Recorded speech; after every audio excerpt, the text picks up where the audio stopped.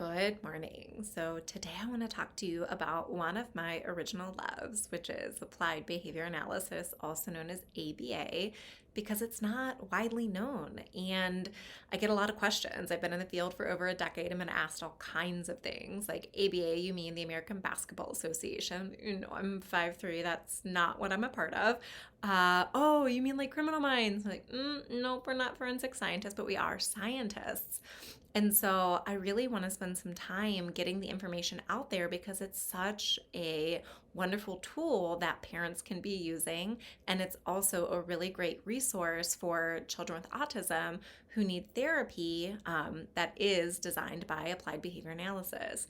So, what's ABA? Why are we using it? Why do I love it? ABA is the scientific approach to why behaviors occur. So, that's either why is a behavior I don't want my child engaging in? So, like tantruming, eloping, no, not going to Vegas. It's running out of room without permission. I did get that question once. And why are they doing it? And how can we make it stop without a punishment procedure? And how do we increase the missing skills? So, if a child's engaging in problematic behavior, that means a skill set is missing. So, we need to study the child, and we can study the child to see what's missing in their repertoire in order to give them what they need to be successful. And I recognize that sounds really jargony, and it's super cool.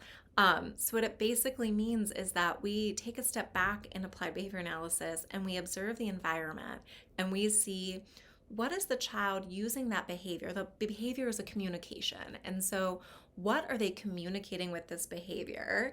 And through their requests, how do we remove the reinforcement or the rewards that's keeping that behavior going so that they don't engage in it anymore? And how do we replace it with something that's more appropriate? And then if it's something that's outside of the family values and we're not going to say yes anyways, how do we put some distress tolerance in place so when no is no, we aren't seeing big bursts of behavior? And then also for children who have special needs and autism, ABA is a scientific approach to seeing neurologically what is missing in the skill set of the children with autism and what building blocks do we need to put back in their foundation so we can decrease symptoms of autism over time and help them to become the best person that they can be. Not changing who they are. And so that's the other piece I want to talk about. So many of my mom friends, because like I'm in the weeds, guys, like I'm totally in the weeds. I've got a 3-year-old and I've got a 17-month-old and 14-year-old. And so we do a lot of work with our little kids and they engage in a lot of behaviors that aren't really helpful to the family all of the time. And my mom friends struggle with this too. And a lot of the justification I get, and I'll just use my kids, it's like, well, that's just Henry being Henry.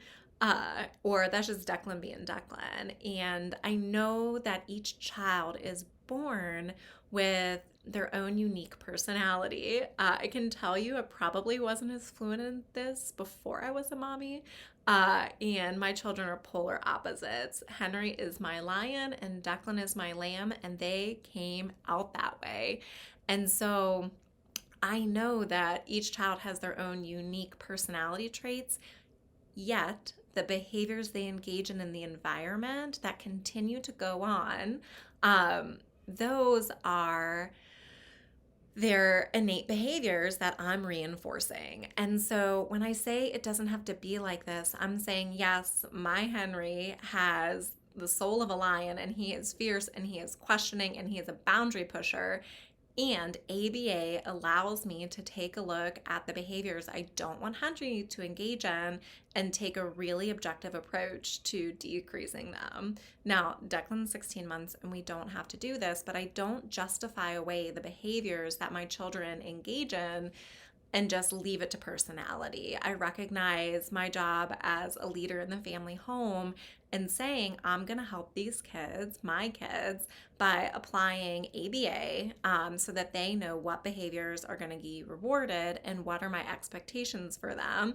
When is their choice? When is their not choice? And I can tell you, I hit a wall. I've been home with my family since March, guys. March. And this last week, after a couple classes of line, I legit wrote Henry a notebook behavior plan.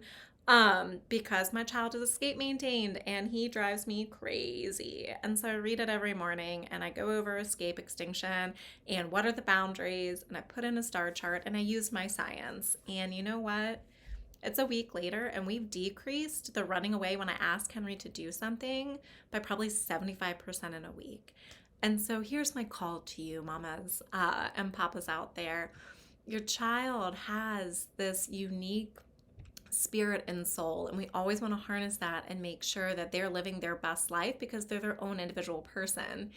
And as their guides and their parents, we can be given the tools through ABA to decrease those constant annoying behaviors that really just grate on our nerves and or aren't functional outside of the family home. We want them to be able to wait. We want them to be able to accept no. We want them to be independent and play on their own. There's lots of things we want from our children. And if our child has a special need or autism, ABA is this empirically based science that can help your child. And there's no shame in reaching out and asking for help, in using a scientific approach with a team of therapists that's really going to help decrease those symptoms of autism, decrease those problem behaviors, and increase the developmental milestones that you're really wanting for your child. So I know this is a long one. I normally try to keep them under 2 minutes, and I'm sure I'm running on 4, but I just want to talk to you about that. And I want to talk to you about my passion that ABA is this really cool tool. Remember, not American Basketball Association, applied behavior analysis that lets us take a step back and objectively look at why our children are engaging in behaviors we don't want to see. And it gives us a tool set in order to address those behaviors. And if our child has special needs, again, a therapy team can come in for multiple hours per week and help the family out. So I hope this is helpful to you. I hope me sharing my passion about ABA is guiding you in a way to maybe dig around, look a little bit more, and start to question yourself and question your kids and say, what are the things that I'm loving inside of my family home and the way that my kids behave, and what are things I'd like to see change, and how can I take a step back and objectively look at it and maybe hook into this scientific approach in order to create the change I'm looking for. All right, thank you so much for watching and listening, and I hope this really serves you.